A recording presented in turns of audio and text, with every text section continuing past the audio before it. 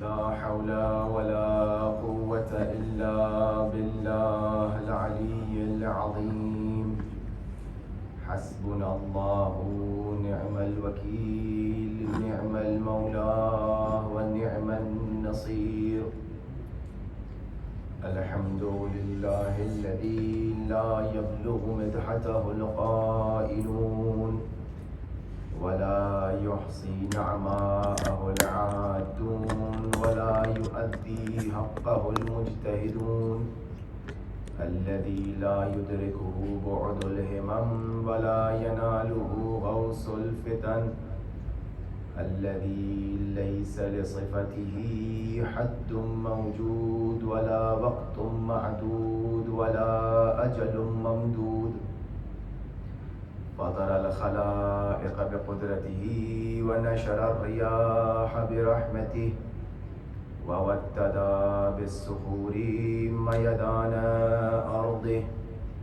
ثم الصلاة والسلام على مولانا صاحب الدعوة النبوية والصولة الحيدرية والعصمة الفاطمية والحلم الحسنية والشجاعة الحسينية والعبادة السجادية والمآثر الباقرية والآثار الجعفرية والعلوم الكاظمية والحجج الرضوية والجود التقوية والنقاوة النقوية والهيبة العسكرية والغيبة الإلهية.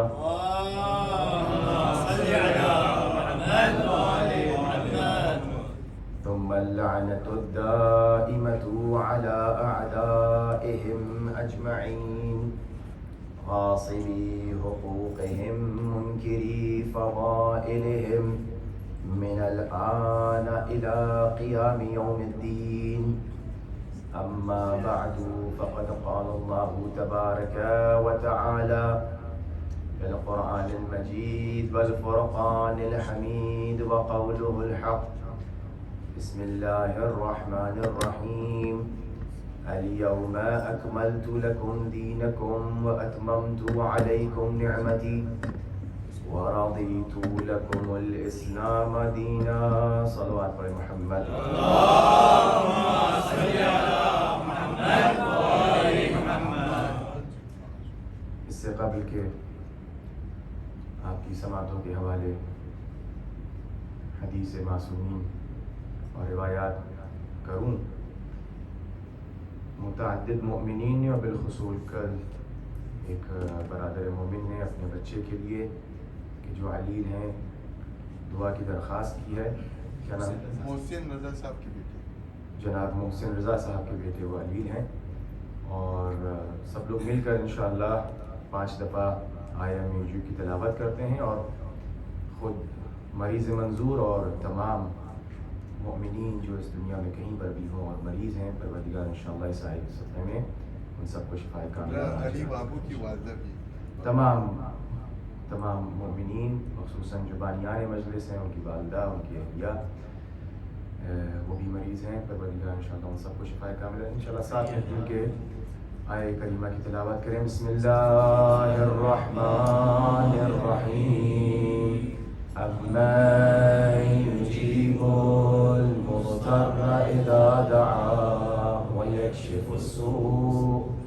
امن یجیب المضطر اذا دعاه ویکشف السوء. امن یجیب المضطر اذا دعاه ویکشف السوء. امن یجیب المضطر اذا دعاه ویکشف السوء. امن یجیب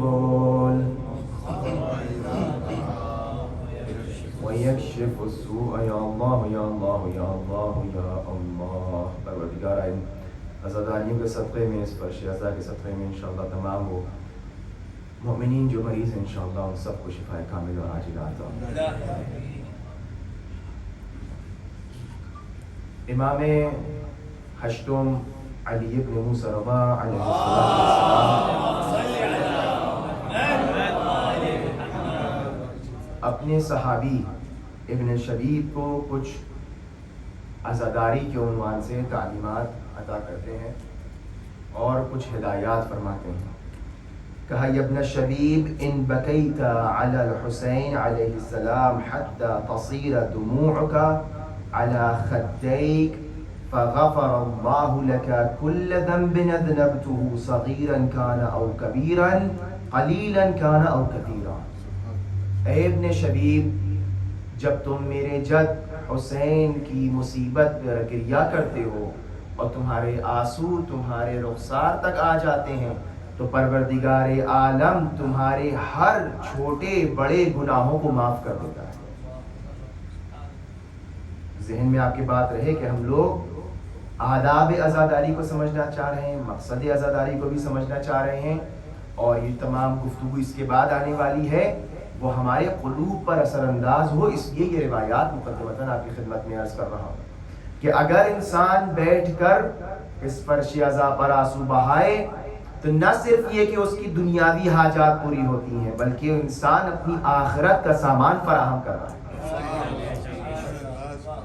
اور روایات بھی جو ہم بیان کرتے ہیں شروع میں وہ مرتبط ہوتی ہے ہماری گفتگو سے.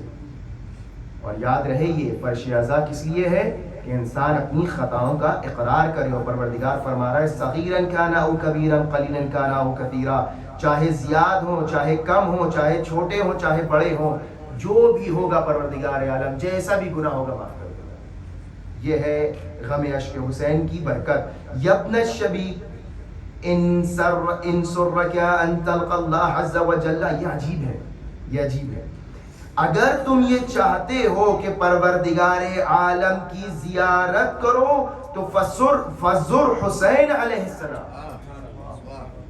یہ عجیب ہے، یہ جو آپ کے سامنے پوری گفتگو چل رہی ہے ولایت کی، قربت کی، قریب ہو جانے کی، حسین ابن علی درگاہ پروردگار میں اتنا قریب اور نزدیک ہے کہ امام معصوم فرماتے ہیں اگر تم اللہ کی زیارت کرنا چاہتے ہو تو حسین کی زیارت کرو. اس رابطے کو سمجھ رہے ہیں؟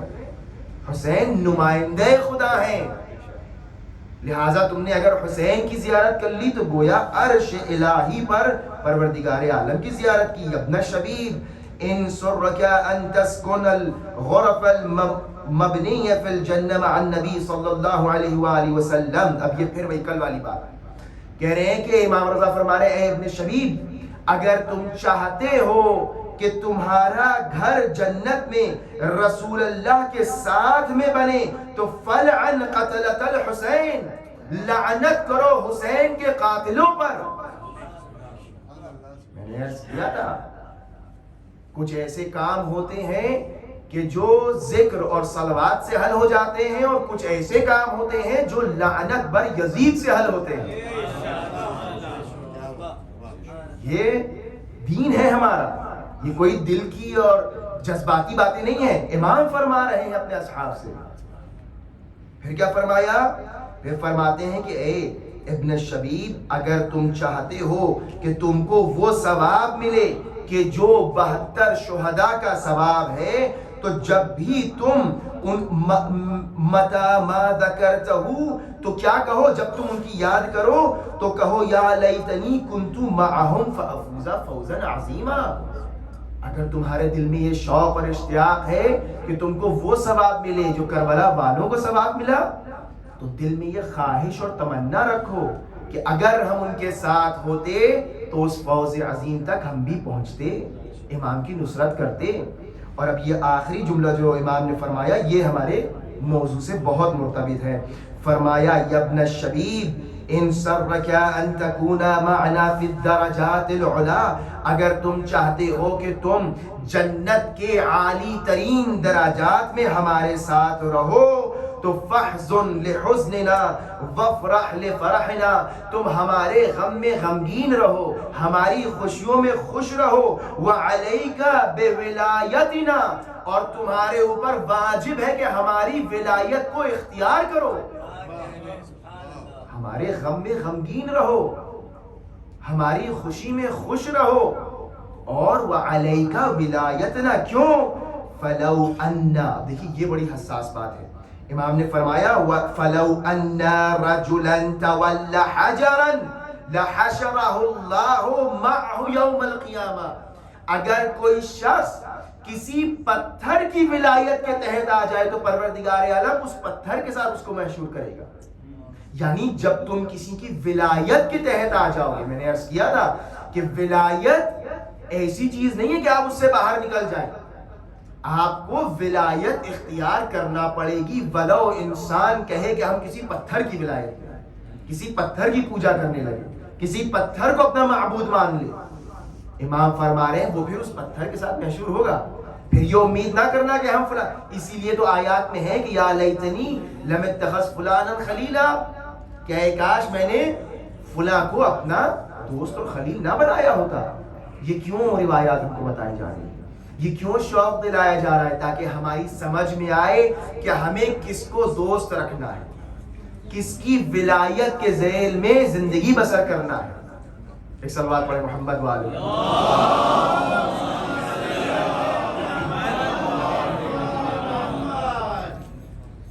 تو جو ہماری ساری گفتگو ہے وہ ولایت کے اوپر ہے، وہ اس محور کے اوپر ہے کہ میں نے عرض کیا تھا آپ سے کہ انسان ممکن نہیں کہ یہ کہے کہ ہم ولایت نہیں چاہتے، ہم کسی کی ولایت میں زندگی بسر نہیں کرنا چاہتے۔ اور کل یہاں پر ایک جملہ کہہ کر بات کو میں نے ختم کیا تھا کہ ہمارے سامنے اس وقت اسلام کے دو ورژن ہیں۔ اب آپ آ جائیے موضوع کی طرف کہ اسلام کے ہمارے سامنے دو ورژن ہیں۔ ایک وہ ورژن سامنے آیا کہ جو رسول اکرم نے غدیر میں دکھایا تھا اور ہم سب کو دیا تھا، اور ایک وہ کہ جو مقابلے غدیر ثقیفہ میں بنایا گیا۔ البتہ اس جملے سے یہ غلط فہمی ذہن میں نہ رہے، یہ بہت ضروری بات آپ سے کہنے جا رہا ہوں۔ کل جب میں یہ عرض کر چکا تو میرے ذہن میں یہ بات آئی کہ کہیں یہ غلط فہمی نہ ہو کہ ہم یہ سوچیں کہ اسلام ایک کئی ورژن رکھتا ہے، اس میں سے ایک ورژن تشیع ہے۔ اسلام کے کئی دھڑے ہیں، ان میں سے ایک دھڑا جو ہے تشیع، نہیں، ایسا نہیں ہے، بلکہ اسلام کا صرف ایک جو حقیقی ورژن ہے وہی تشیع ہے، اور اس کے علاوہ جو کچھ بھی کہیں پر بھی بیٹھ کر بنایا گیا وہ اضافی ہے۔ چونکہ رسول اکرم نے جو ہم کو غدیر میں دیا تھا، اس کے بعد اللہ نے فرمایا الیوم اکملت لکم دینکم، لہذا تشیع اضافی والا نہیں ہے، تشیع ہی حقیقی اسلام ہے۔ یہ ذہن میں بات رہے، یہ ذہن میں بات نہ آ جائے کہ نہیں وہ بھی ہے اور یہ بھی ہے، نہیں، جو اسلام ناب حقیقی محمدی ہے وہی تشیع ہے، وہی یہ تشیع فی شیعہ اثنا عشری ہے کہ جس کے اوپر ہم اور آپ قائم ہیں۔ لیکن بہرحال ہمارے سامنے اس وقت ایک طرف تشیع ہے اور ایک طرف حسینیت ہے، دوسری طرف یزیدیت ہے۔ اور یہ کیوں ہوا؟ اب دیکھیے یہ تاریخی وہ حوالے اور شواہد ہیں کہ جو ہمیں نظر آتے ہیں کہ یزید نے اتنی کوشش کی کہ حسین ہماری بیعت کر لیں۔ کیوں؟ جو میں بار بار عرض کر رہا ہوں، حقیقی اسلام کون سا ہے؟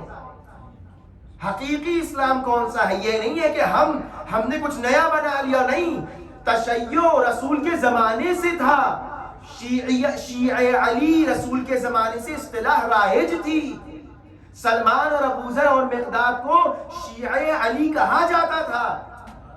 یہ کوئی نئی اصطلاح رائج نہیں ہوئی ہے کہ لوگ کہیں نہیں بعد میں بن گئی، نہیں، یہ اس زمانے سے تھا۔ اور یزید کیوں اتنا اس بات پر مصر تھا کہ حسین بیعت کر لیں؟ توجہ کریے اس بات کی طرف، یہ تاریخی حقیقت ہے۔ بھائی یزید تخت و تاج رکھتا ہے، جاہ و حشم رکھتا ہے، مال و دولت رکھتا ہے، اور چنانچہ اس نے اپنے مال و زر سے لوگوں کو خریدا۔ جس کو پیسے کی ہوس تھی اس نے پیسے کے چکر میں یزید کی بیعت کی، جس کو جان کا خوف تھا اس نے جان کی امان پانے کے لیے بیعت کر لی، جس کو مقام و منال و منصب چاہیے تھا اس نے اس کے شوق میں بیعت کر لی۔ سوال یہ اٹھتا ہے کہ آخر یزید کی سب نے بیعت کر لی، حسین ابن علی نے انکار کر دیا تو اب یزید کو خوش ہو جانا چاہیے تھا کہ 90-99% لوگ میرے ساتھ ہیں، ایک حسین ہمارے ساتھ نہیں ہے۔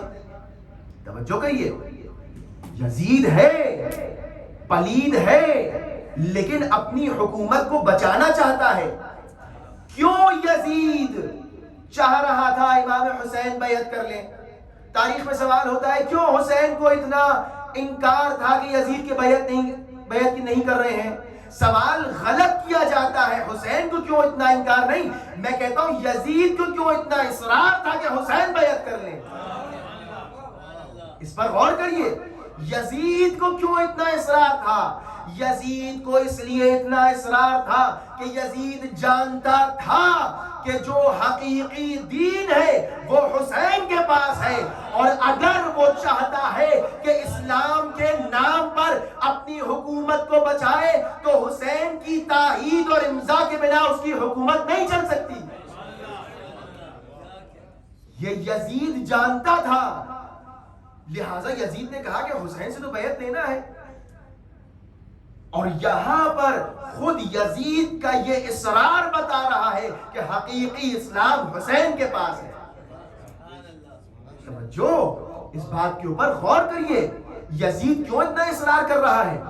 اور اس وقت بھی یزید اور آج بھی یزیدیوں کی یہ چال ہے، سازش ہے، تمام تر کوشش ہے کہ اس پوری جنگ اور معرکے کو دو شہزادوں کی جنگ کہہ کر ختم کر دیا جائے، اور یہ بتایا جائے یہ دو لوگوں کے درمیان جنگ تھی، یہ دو ذاتی لوگوں کی جنگ نہیں تھی، یہ ذاتی جنگ نہیں تھی، یہ صفات کی جنگ تھی۔ جو امام حسین بیان کر رہے ہیں کہ مثلی لا یبایع مثلہ، دیکھو یہ جنگ ذات کی نہیں ہے، یہ جنگ کردار کی ہے۔ اگر تم پہچانو گے کردار کس طرف ہے تو سمجھ جاؤ گے حق کس طرف ہے۔ لہٰذا امام حسین نے یہ خط کھینچ دیا بطلان کا کہ یزید کبھی بھی حق اور حقانیت پر نہیں ہو سکتا۔ امام حسین یہ میسج جو پیغام دے کر جا رہے ہیں، یہ جو میں نے عرض کیا کہ اسلام کے دو ورژن ہیں یہ ہیں، ورنہ اس کے علاوہ کچھ اور نہیں ہے۔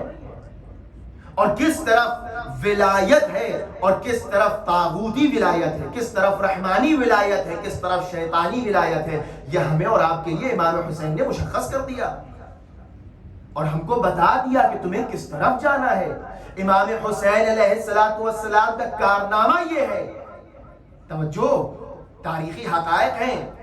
امام رسول اکرم کے زمانے سے لے کر امام حسن مجتبی کے زمانے تک تمام ظالمین نے، میں نے کل عرض کیا تھا اسلام کا ایک کور ہے اور اسلام کا ایک کوڑ ہے، تمام ظالمین نے اسلام کا لبادہ اوڑھ کر اسلام کو اندر سے کھوکھلا کیا۔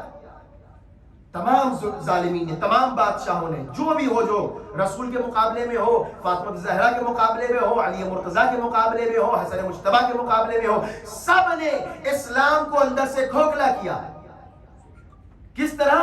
اسلام کا لبادہ پہن کر۔ لیکن یزید جب تخت پر آیا تو اس نے اس بات کی رعایت نہیں کی، لہٰذا اب امام حسین کے جو وارث ہے رسول کے، کہ جو وارث ہے بطول کے، جو وارث ہے علی کے، جو وارث ہے حسن مجتبی کے، امام حسین نے وہ کارنامہ انجام دیا ہے کہ تا قیام قیامت لوگوں کے لیے معین ہو گیا کہ حق کس طرف ہے، باطل کس طرف ہے۔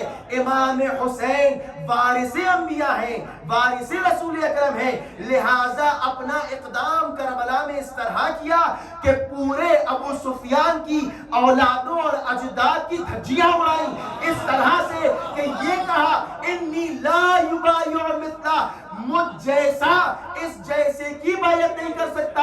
یہ نہ کہنا علی اور ان کے درمیان بڑے اچھے تعلقات تھے، نہیں نہیں، یہ کردار کی جنگ ہے، ہو ہی نہیں سکتا کہ علی ان کے ساتھ بیعت کر لے۔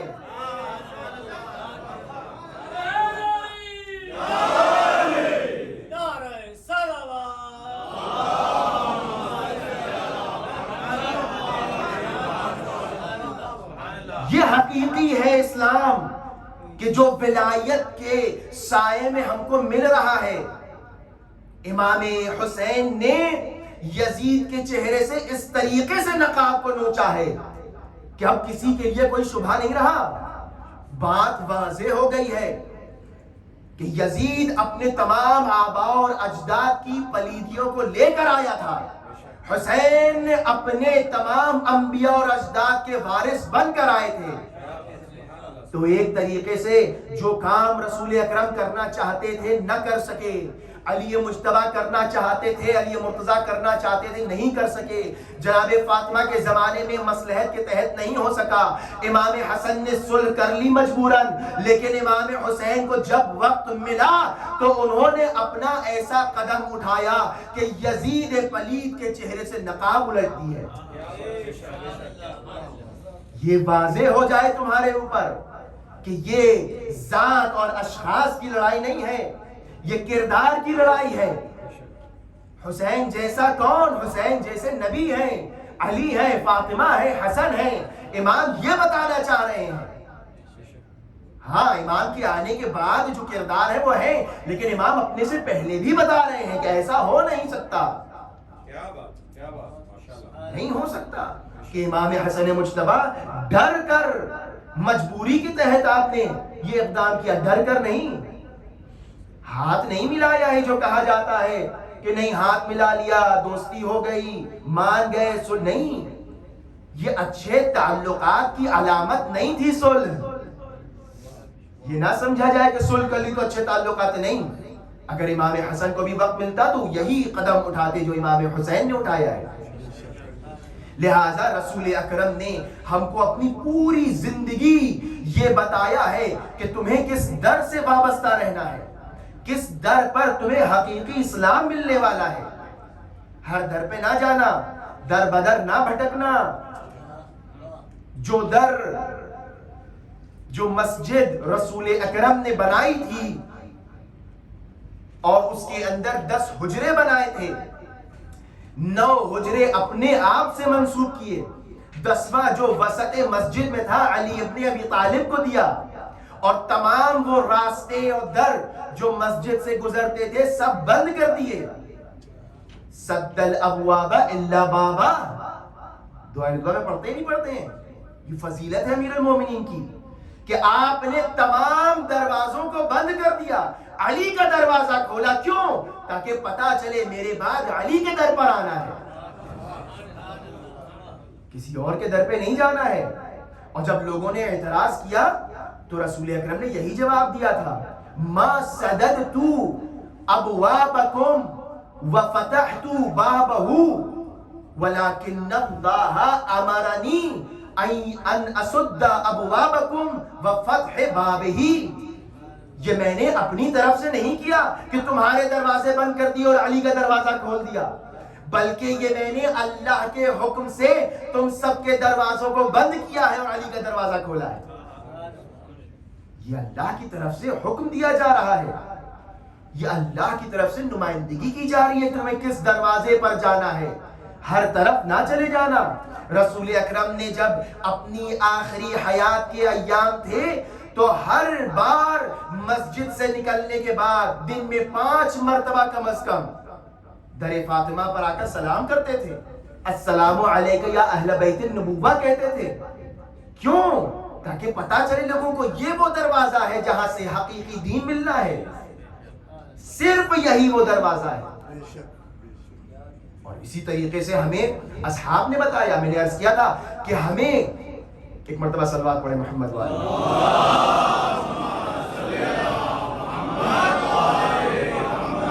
تھوڑا سا قریب تشریف لے آئے تاکہ بعد میں آنے والوں کو زحمت. صلوات پڑھیں محمد والے، آگے بہت جلدی تشریف لے.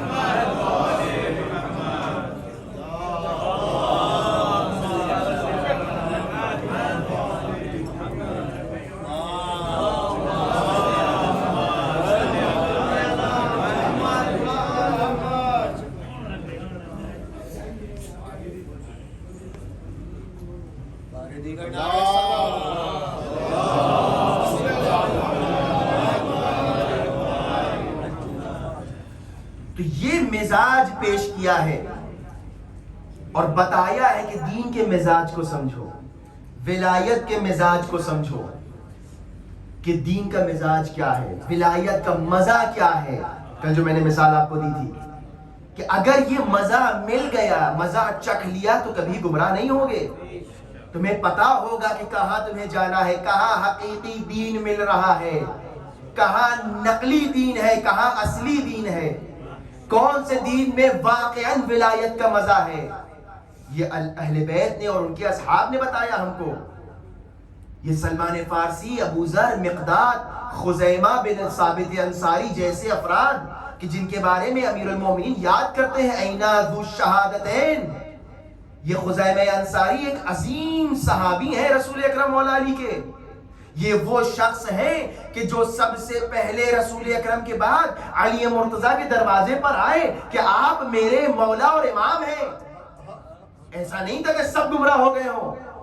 سب سے پہلے جب خلیفہ اول کو منبر پر دیکھا تو سب سے پہلے خزیمہ نے ذو شہادتین نے ٹوکا ہے کہ تمہاری جگہ نہیں ہے، اور بیچ مسجد میں کھڑے ہو کر کہا کیا تم گواہی دیتے ہو کہ مجھے رسول اکرم نے کہا تھا کہ انت ذو الشہادتین، تمہاری اے خزیمہ تمہاری ایک گواہی 2 عادل گواہوں کے برابر ہے. تو سب نے کہا ہاں، سب نے کہا اللہم نعم، ہاں آپ ہی وہ ہیں. تو خزیمہ کہتے ہیں تو پھر تم منبر سے اترو، چونکہ رسول کے بعد جو حقدار ہے منبر کا وہ علی ہے. تاریخ میں نمونے موجود ہیں، بتایا ہے اصحاب نے کہ جن کو مزہ معلوم تھا، جن کو یہ معلوم تھا ولایت کا مزہ کیا ہے. ذو شہادتین کیوں ان کا نام پڑا؟ میں واقعہ پڑھ چکا ہوں کسی مناسبت سے، طولانی واقعہ پرانی پڑھوں گا. ایک مرتبہ ایک شخص ہے، اس نے رسول اکرم سے معاملہ کیا، گھوڑا رسول اکرم کو بیچا اور مکے آتے آتے جو ہے وہ مکر گیا، کہا نہیں ہم نہیں بیچیں گے. تمام اصحاب اکٹھا ہو گئے، اکابر اصحاب کھڑے ہوئے ہیں اور رسول اکرم کہہ رہے ہیں کہ میں نے اس سے خریدا ہے، معاملہ ہو چکا ہے، اور وہ انکار کر رہا ہے. رسول اکرم نے ایک مرتبہ پوچھا کون ہے جو میری حقانیت پر تصدیق کرے. سوال دیکھیے کیسا ہے. رسول اکرم پوچھ رہے ہیں کہ کون ہے تم میں سے کہ جو گواہی دے، شہادت دے اور کہے کہ ہاں میں سچ بول رہا ہوں. کون نبی جو صادق ہے، امین ہے؟ آج پوچھ رہا ہے کہ کوئی ہے کہ جو گواہی دے کہ ہاں میں نے اس سے خریدا ہے. بڑے بڑے صحابہ موجود ہیں، سب کہہ رہے ہیں یا رسول اللہ ہم نے تو نہیں دیکھا آپ کو اس سے معاملہ کرتے ہوئے. عجیب، اللہ اکبر. وہ رسول کہ جو غیب کی باتیں بتائے، وہ رسول کہ جو کہے جنت ہے تم نے دیکھی نہیں مان لی، وہ رسول جو کہے جہنم ہے تم نے دیکھا نہیں مان لیا، وہ رسول جو کہے ملک اترتا ہے دیکھا نہیں تم نے مان لیا، وہ رسول جو کہے اللہ ایک ہے تم نے کبھی دیکھا نہیں مان لیا، وہ رسول جو کہے عرش ہے تم نے کبھی دیکھا نہیں مان لیا. آج وہ رسول کہہ رہا ہے کہ میں نے اس کے ساتھ معاملہ کیا ہے، تم گواہی کیوں نہیں دے رہے ہو؟ سوال، تم گواہی نہیں دے رہے ہو. وہاں پر خزیمہ کھڑے ہوئے تھے، کہا یا رسول اللہ میں گواہی دیتا ہوں، میں شہادت دیتا ہوں کہ یقیناً آپ نے اس سے یہ گھوڑا خریدا ہے. رسول اکرم ایک مرتبہ دوسروں کو انتباہ کرنے کے لیے کہتے ہیں خزیمہ کیا تم نے دیکھا ہے اپنی آنکھوں سے؟ کہا عجب یا رسول اللہ ہم نے کبھی کچھ دیکھا ہی نہیں جو آپ نے بیان کیا، لیکن سب کچھ مانا. یا رسول اللہ اتنے بڑے بڑے صحابی کھڑے ہیں، کسی کے عقل میں یہ بات نہیں آتی. معلوم ہوا کہ جو دین کا مزہ جانتے ہیں وہ بس عدے قلیل ہیں، بہت مختصر سے ہیں، لیکن وہی مختصر سے لوگ ہر زمانے میں دین کا مزہ بتاتے رہیں گے. اور ہم کو آپ کو سمجھنا ہے. کہا یا رسول اللہ انی صدقت لما جاء من عند ربی، ہم نے گواہی دی ہے، آپ کی تصدیق کی ہے ہر اس چیز کی کہ جو آپ اپنے رب کی طرف سے. ایک مرتبہ صلوات پڑھیں محمد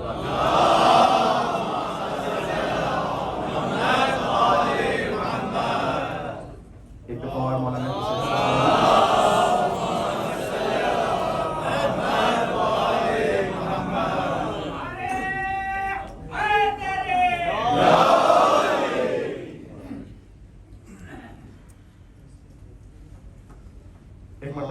ذو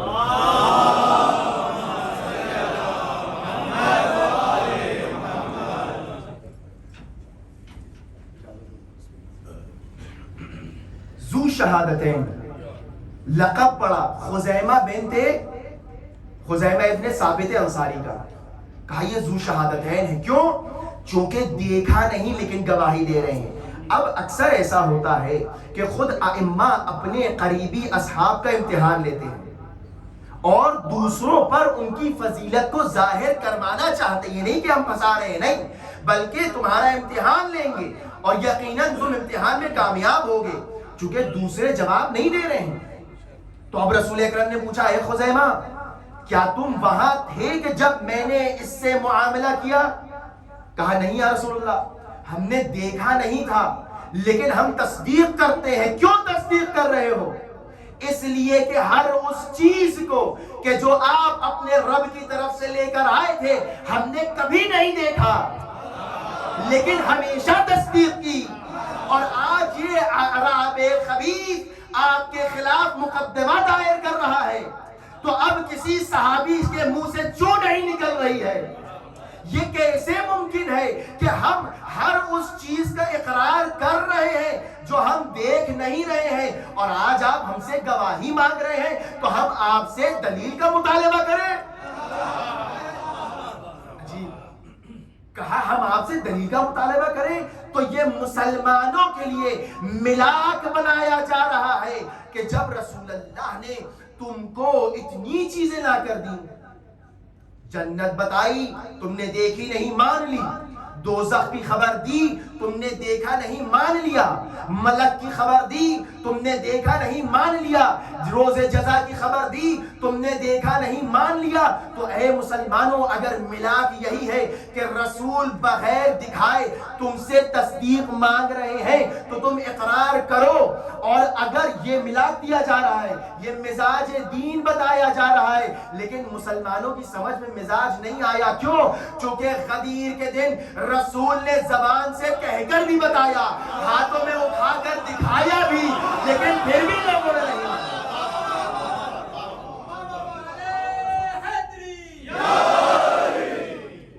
یہ رسول اکرم عادت ڈال رہے تھے کہ دیکھو میں بغیر دکھائے اقرار لے رہا ہوں، اور جس دن میں بتاؤں بھی اور دکھاؤں بھی تو تم مان لینا. خزیمہ ذو شہادتین ہے. خزیمہ آ کر بتا رہے ہیں کہ دیکھو مزاج دین کیا ہے، مزاج ولایت کیا ہے.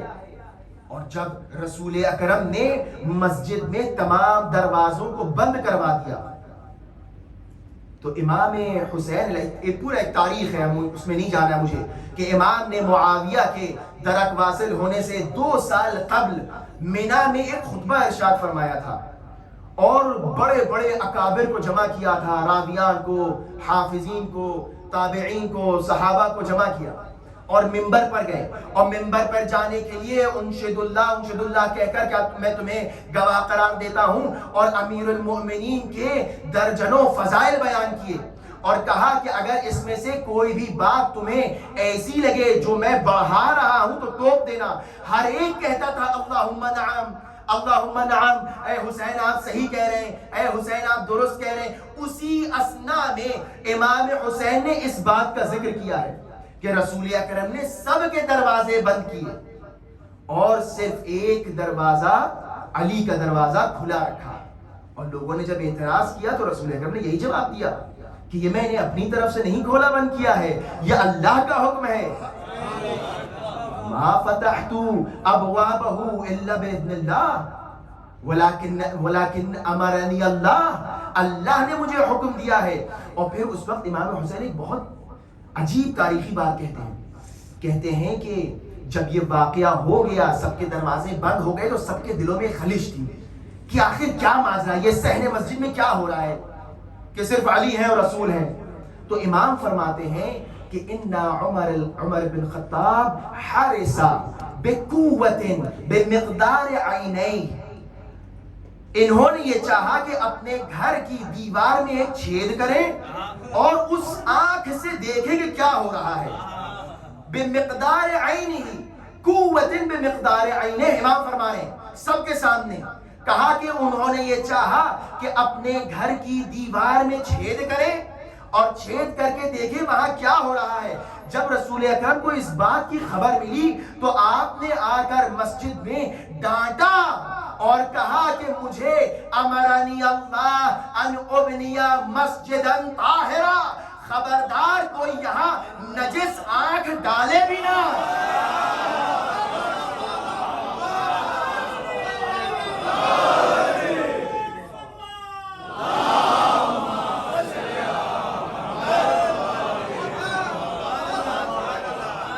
امرنی اللہ ان ابنی مسجدا طاہرا، مجھے حکم ہے کہ میں مسجد کو پاک رکھوں ہر نجس نگاہ سے. اور امام حسین فرماتے ہیں کیا تم لوگ گواہی نہیں دیتے ہو کہ میرے بابا وہاں رہا کرتے تھے اور ہم سب اسی مسجد میں پیدا ہوئے ہیں. یہ فضائل ہیں. یہ وہ ایک مرتبہ صلوات پڑھے محمد والی. تھوڑا تھوڑا آپ لوگ آگے تشریف لے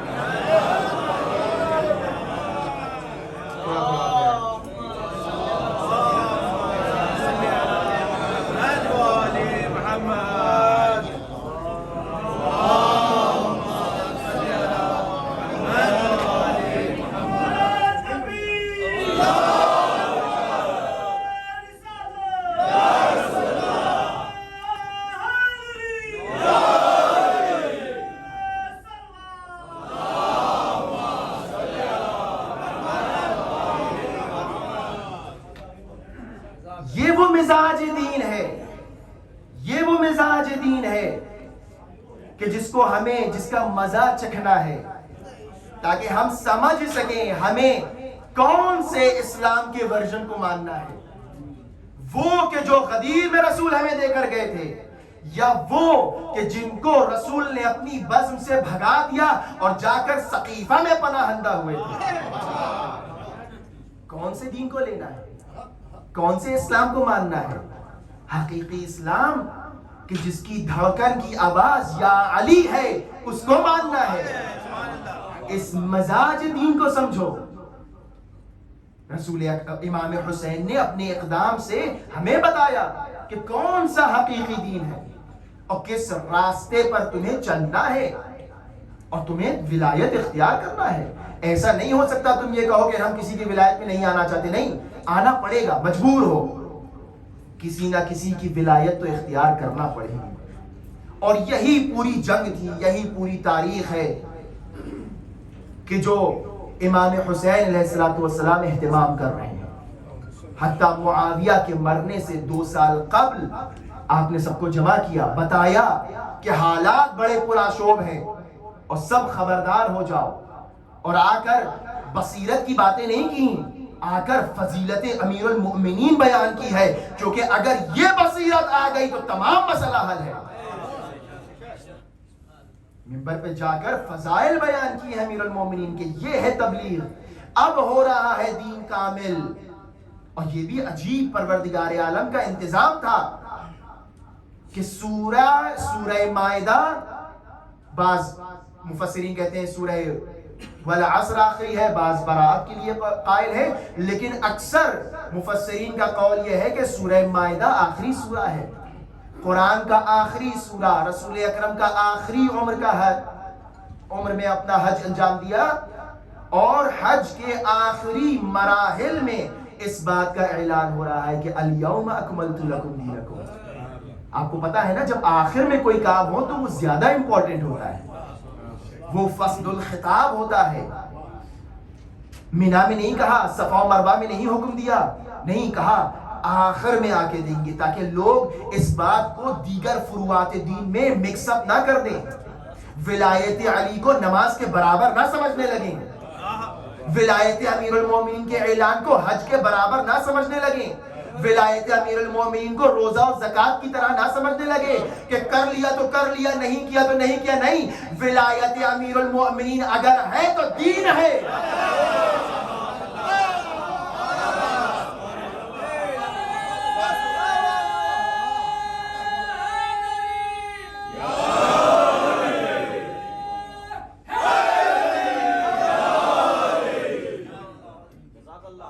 بس وقت بہت زیادہ ہوا ہوا جا رہا ہے، لیکن اہم بات یہ ہے کہ ہمیں دین کے اس مزاج کو سمجھنا ہے. دین ہم سے کیا چاہ رہا ہے، دین ہم سے کیا مانگ رہا ہے، کدھر یزیدیت ہے، کدھر حسینیت ہے، یہ ہمیں طے کرنا ہے. اور ولایت کے مزاج کے اوپر رکھ کر زمانہ بہت پرآشوب ہے، بہت تیزی سے گمراہی پھیل رہی ہے، مخصوصاً عقیدے کے معاملے میں. ہوشیار رہے ہمارے جواب، یہ میٹھی میٹھی باتوں میں نہ آ جائیے گا، ان کو بھی لے لیجئے ان کو بھی لے لیجئے، ان کو نہیں. میں نے عرض کیا جو ملاد اور معیار ہے وہ محبت نہیں ہے، وہ ولایت ہے، اور ولایت تبرع کے بغیر مکمل نہیں ہوتی.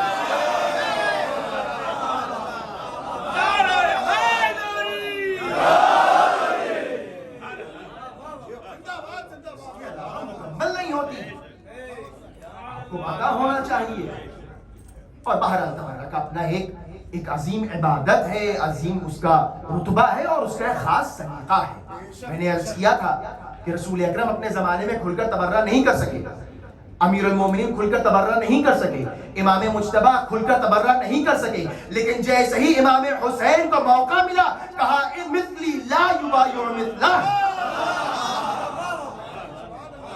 یہ کہا یزید شارب الخمر، نفس محترمہ کا قاتل. تبرع کیا کھل کے بیان کیا، جب وقت آئے تو کھل کر بیان کرو، ڈرو نہیں، حسین تمہارا ساتھ دیں گے.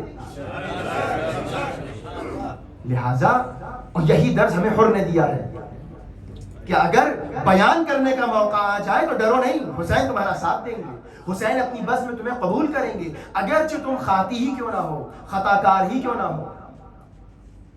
آج جناب حر کا ذکر ہونا، میں نے جو روایت بیان کی تھی اس سے یہ چیز مرتبط ہے کہ کس طریقے سے امام اپنی باہوں کو پھیلائے ہوئے ہیں کہ جس کو آنا ہے آئے، لیکن صدق نیت سے آئے، خلوص سے آئے، جھوٹا لبادہ اوڑھ کے نہ آئے. اور اگر آئے تو پھر یزیدیت کا کھل کر انکار کر کے آئے. یہ ہے ملاد.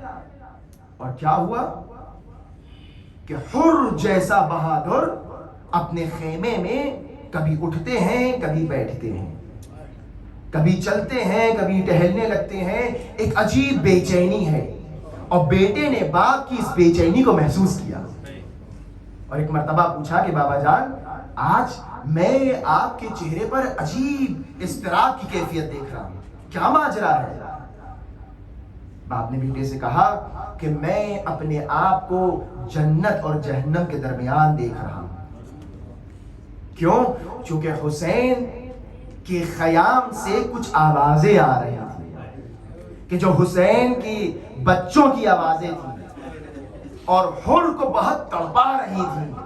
اس لیے زیادہ تڑپا رہی تھیں چونکہ حر اپنے آپ کو خطا کار سمجھ رہے تھے کہ آج جو یہ بچے رو رہے ہیں اور آج جو ان بچوں کی العطش کی آوازیں ہیں وہ میری وجہ سے ہیں. لہٰذا اپنے بیٹے کو آگاہ کیا، کہا کہ بیٹا میں اپنے آپ کو جنت اور جہنم کے درمیان دیکھ رہا ہوں. کہا بابا جان تو پھر کیا فیصلہ کیا؟ کہا فیصلہ صاف ہے، ہم حسینی کاروان کی طرف جائیں گے. روایات میں ملتا ہے کہ بھائی بھی ساتھ میں ہوا، بعض کہتے ہیں غلام بھی ساتھ میں تھا. اور ایک مرتبہ یہ چھوٹا سا کاروان جو حق کے راستے پر جا رہا ہے، حسینیت کی طرف بڑھ رہا ہے، کردار پہچان لیا. اور کس طریقے سے حر جا رہے ہیں بارگاہ حسین میں کہ اپنے ہاتھوں کو باندھے ہوئے ہیں، اور جیسے جیسے قریب پہنچ رہے ہیں آثار ندامت نمایاں ہوتے جا رہے ہیں. بعض جگہ ملا کہ جناب زہیر قین ملے اور جناب زہیر قین نے پوچھا ہے حر کہاں کا ارادہ ہے؟ کہا اپنے آقا کی بارگاہ میں جا رہا ہوں. جناب زہیر نے حر کی آنکھوں میں ندامت کو دیکھا، لہجے میں نرمی کو دیکھا. جناب زہیر کہتے ہیں جاؤ حر جاؤ، ہمارے آقا کی بارگاہ سب کے لیے کھلی ہے. اور ایک مرتبہ جب حور قریب پہنچتے ہیں تو اپنے بیٹے سے کہتے ہیں بیٹا ہاتھ تو باندھ دیے ہیں, ذرا آنکھوں پر بھی پٹی باندھ دو. عجب نہیں حور نہیں چاہتے کہ میری آنکھیں آقا کی آنکھوں میں آنکھیں ڈال کر میں نہیں آ سکتا. جناب حور نے ہر وہ انتظام کیا جو ایک ادنا غلام اپنے آقا کی بارگاہ میں جاتے وقت کرتا ہے. عجب نہیں, ہم کو چاہیے کہ حور سے ندامت کا سلیقہ دی سیکھیں, حور سے توبہ مانگنے کا طریقہ سیکھیں. اجرکم اللہ. ایک مرتبہ جناب حور امام حسین کے جب قریب پہنچ گئے تو اب امام حسین نے کس طرح استقبال کیا. کہا ایک مرتبہ علی اکبر جاؤ اپنے چچا حور کا استقبال کرو, اے قاسم آگے بڑھو, اے عباس آگے بڑھو. سب لوگ آگے بڑھے, حور کا استقبال کیا. جناب حور ایک مرتبہ امام حسین کے قدموں میں اپنے آپ کو گرا دیتے ہیں. اے آقا میں بہت شرمندہ ہوں. اجرکم اللہ. جناب حور نے کہا آقا میں بہت شرمندہ ہوں. امام حسین نے حور کے بازوؤں سے حور کو اٹھایا, کہا اے حور تمہاری ماں نے کتنا اچھا نام رکھا ہے, تم اس دنیا میں بھی آزاد ہو, تم آخرت میں بھی آزاد ہو, لیکن اے حور تم شرمندہ نہ ہونا, آج حسین تم سے شرمندہ ہے. ارے آقا یہ کیا فرماتے ہیں. کہا ہاں حور جب تم دشمن بن کر آئے تھے تو ہم نے تم کو بھی سیراب کیا تھا, تمہارے جانوروں کو بھی پانی پلایا تھا. آج تمہارا آقا اتنا مظلوم ہو گیا ہے کہ ننھی سکینہ کے لیے بھی پانی نہیں ہے, اصغر بھی العطش کہتا ہے. اجرکم اللہ.